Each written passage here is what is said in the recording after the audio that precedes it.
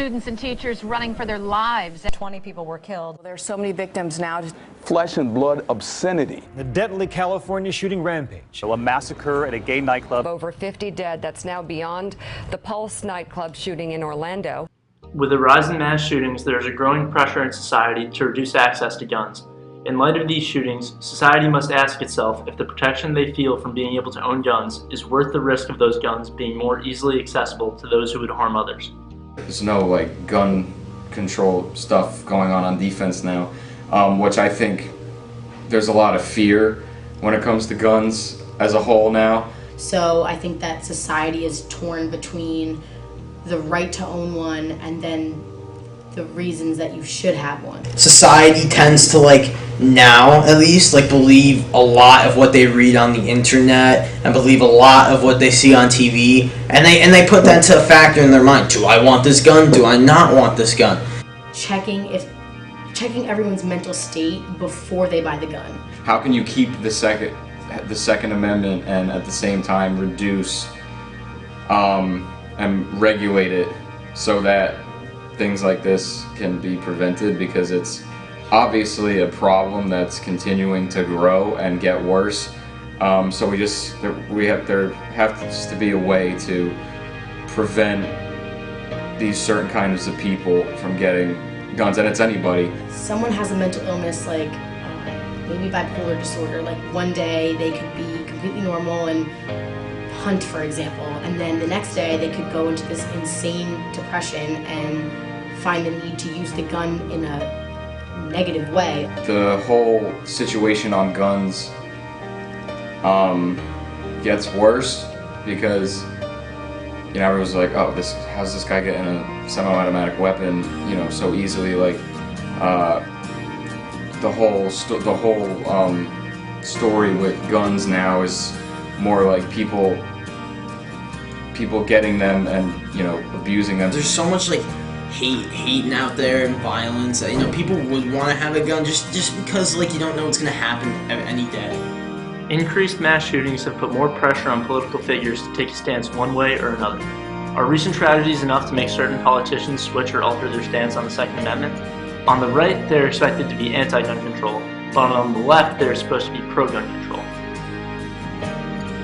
The aftermath of Vegas and just seeing stuff online, it's kind of there's both sides. There's the people that are like, hey, put politics aside and focus on the victims, and then there's people that's like, well, this is happening because of the regulations or the not regulations there is on gun control, and that's the main reason why this is happening. Well, there are people who relate gun control to the Constitution and they don't want to change the Constitution, and then there are other people in politics who are looking at the mental illness spectrum of gun control and are trying to use that as a reason for less people to have access to guns.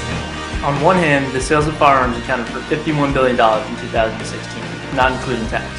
On the other hand, there's a point to be made about having too many guns on the market. Is the potentially deadly cost worth it? Do something like raise the taxes on guns, or raise the price on guns or whatever, but the aftermath of gun violence is pretty heavy as far as economics. Or I would say a decent amount of people that get their guns get it off the black market, which obviously isn't regulated. Many religions like Catholicism and Judaism preach anti-violence messages, so killing another person is strictly against their beliefs. But if it were to save one's own life or multiple lives, it could be deemed legal to that religion. In the case of gun violence and religion, many questions can come up to complicate the issue, like, did you really need the gun for self-defense? Or was this person actually posing a serious threat to the point where you needed the firearm? In the Bible, that talks about offense and defense, so it kind of talks about both sides of the spectrum.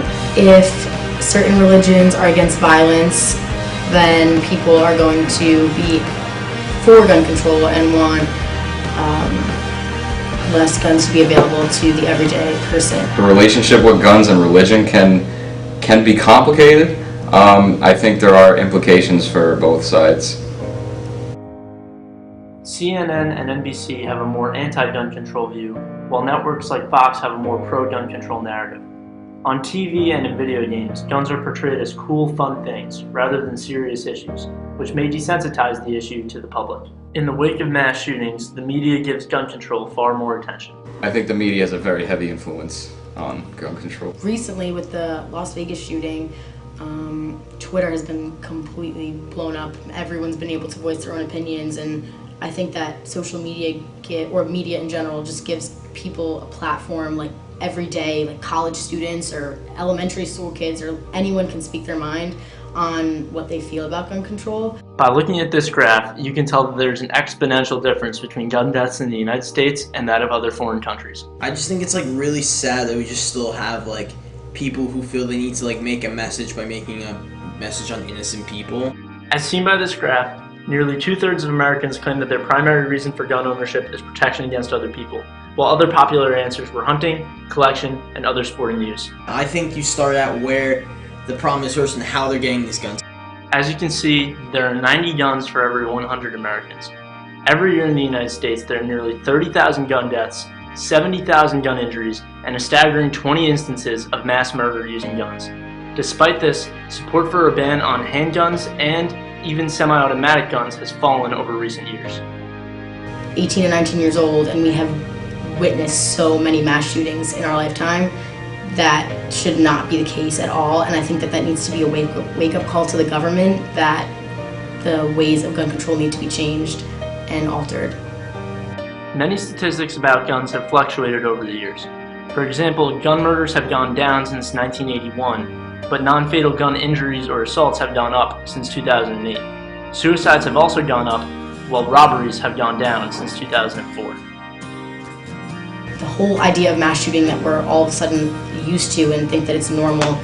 Since 1976, incidents of mass shootings in the United States has been pretty consistent, but the amount of victims in these mass shootings have fluctuated throughout the years. Having guns just like makes people be more paranoid towards each other. Most mass shootings in America have taken place on the eastern and western coasts, but it's spread out enough to the point where it can happen through any region.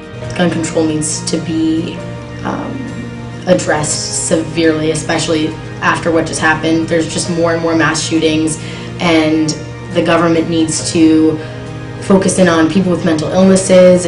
As evidenced by this graph, mass shootings have become much more frequent since the turn of the century, possibly highlighted by the Columbine incident, and they've become much more frequent since around the 2010s, including Virginia Tech, Newtown, and most recently Aurora and Las Vegas. Very unfair and unjust too. What is a wicked problem? A wicked problem. A problem that does not have a real solution. You can find different ways to tackle it to try and fix it, but there is not a clear way to solve it. There are many different ways to tackle it, like using the acronym SPERM. A wicked problem has many layers to break down. They're not black and white, but rather gray. Wicked problems do not necessarily have a right or wrong answer. They're often difficult or even impossible to solve due to changing requirements or contradictory and incomplete information. Discussion questions. Please participate. Can a solution be devised? Who is responsible for this issue? Does gun control necessarily mean less gun violence?